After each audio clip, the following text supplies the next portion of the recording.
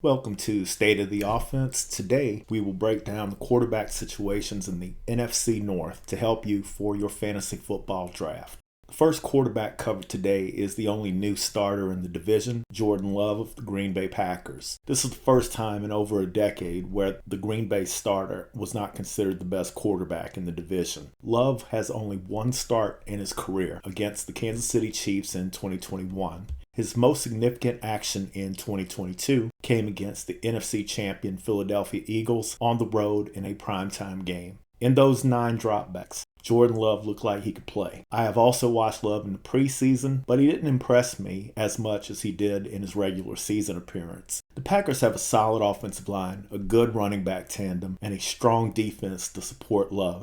The wide receivers and tight ends are all extremely young. The top 5 receivers on the depth chart are either rookies or were rookies last year. 2 of the 3 top tight ends are rookies. For a first-year starter, it's a mixed bag. Because of this, I expect Love to be a mid-level quarterback 2 in fantasy football at best. Christian Watson has rare athleticism at wide receiver, so there will probably be some big plays and some big numbers games for Jordan Love. Jordan Love is an average athlete as a quarterback, and he has not proven to be much of a rushing threat, so he has limited upside as a fantasy football quarterback. Most drafters and experts are a bit lower on Love than I am. He is viewed as a low-end quarterback 2 or possibly even a quarterback 3 in fantasy football. If you believe in Jordan Love and the coaching staff developing him, then you should be able to get Jordan Love and start considering him after the 10th round in your fantasy draft. If he gives you one good start when your number 1 quarterback has his bye week, consider it a good draft return on the pick. Love is the quarterback 24 drafted on Yahoo and the quarterback 26 on ESPN. I rate Jordan Love as my quarterback 18 and my player 88 overall. It seems that Jared Goff has been around a long time, but it's actually only been 7 seasons. Goff has improved considerably from his days with the Rams. The Lions' offense has plenty of weapons, and Jared Goff leads one of the best passing attacks in the NFL. The Lions have a top 10 offensive line, and they have one of the best slot receivers in the league with Amon-Ra St. Brown. In the draft, the Lions added Alabama receiving specialist running back Jahmyr Gibbs and Iowa's Sam Laporta at tight end with first and second round picks. In Week 7, 2022 first-round deep threat Jameson Williams will rejoin the squad as well. The Lions also have a deep group of veteran wide receivers who will do their jobs. Jared Goff's situation is really good. Goff offers no real help as a rushing threat, but he will keep the Lions productive. Last year, Goff was the quarterback 9 in points scored and the quarterback 14 in average points scored per game.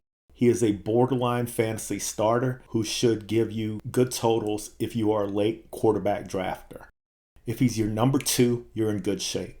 Goff is underrated going into draft season. He is going in the 12th round, and he is currently going between quarterbacks 18 and 23.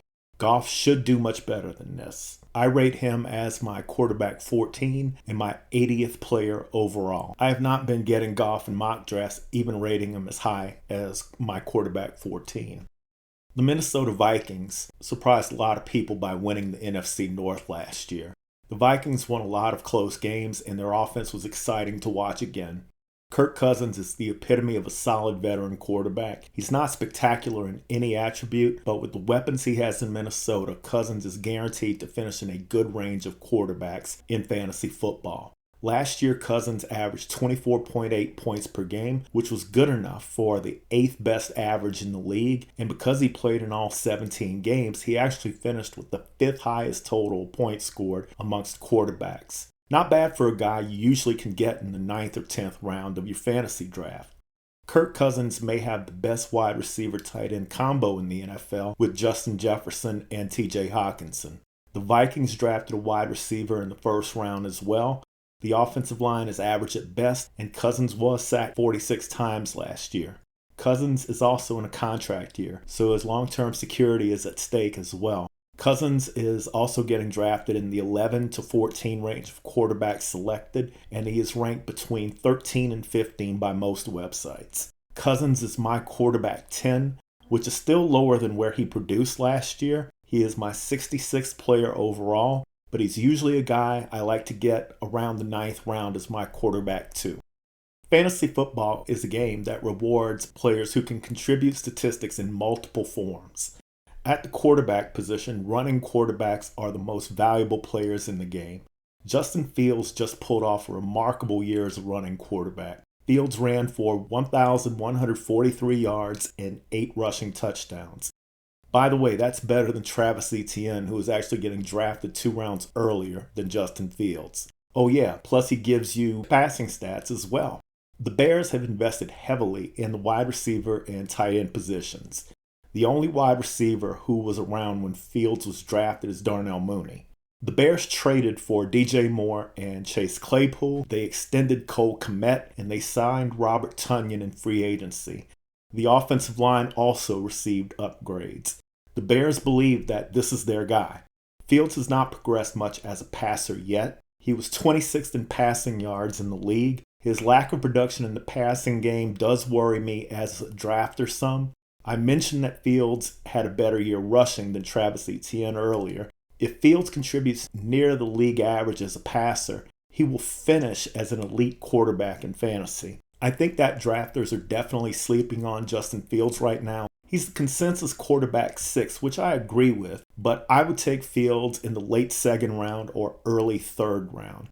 Fields is the 46th player taken on ESPN and the 49th player on Yahoo. He's basically going as a late 4th round, early 5th round pick. I currently rate Justin Fields as my 23rd overall player, and he might rise more by draft time. If you have the number 1 overall pick and you have picks 24 and 25 on the turn, you can end up with Justin Jefferson, Justin Fields, and another guy that you rate as a 2nd round talent on your fantasy team. This is easy money, folks. One word of advice, draft all running quarterbacks on your team if you get Fields early. Having a Deshaun Watson, Daniel Jones, or Anthony Richardson as a backup will help you just in case Fields misses time. If you like today's coverage of the NFC North quarterbacks, please hit the like button and subscribe to the channel.